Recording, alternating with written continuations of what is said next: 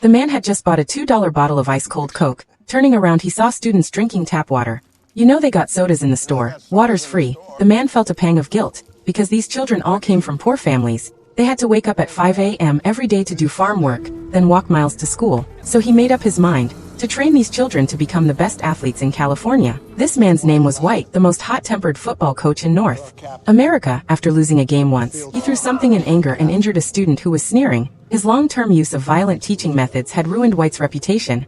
No one was willing to hire him. With no other options, White could only come to the impoverished town of McFarland to apply for a local P.E. teacher position. On his first day, the students immediately gave him a rude awakening. They actually suggested skipping class to his face. Most students here were descendants of Mexican immigrants. Their families had been farmers for generations. Parents never held high hopes for their children's achievements. They were content as long as the kids came home on time to help with farm work. This environment meant that as long as White controlled his temper, he could retire here peacefully. But one day on his way home, he accidentally witnessed this scene. A student named John was running under the scorching sun, and his speed could actually exceed 10 miles per hour. Surprised, White stopped John to ask how he managed it. Look, I don't know if this car speedometer is right. It's an old car, but if it is, you're running almost 12 miles an hour. Means you'd run a mile. You always run that fast? I don't got a car, right?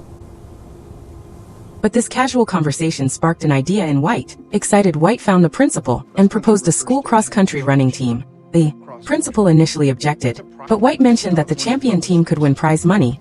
This sum was insignificant to other schools, but for the impoverished McFarland High, it was enough to buy many new supplies. The next day, White prepared a case of free ice-cold drinks, but only the top 4 finishers in the race could get them. For these kids, this was undoubtedly a huge incentive. Just like that, White easily selected 7 top runners. Looking at their worn-out shoes, which hadn't been replaced for years, White silently noted to assess their true potential. White took them to their first cross-country race. Before the race, he brought out new running shoes and uniform he had bought for the team, instantly igniting their fighting spirit.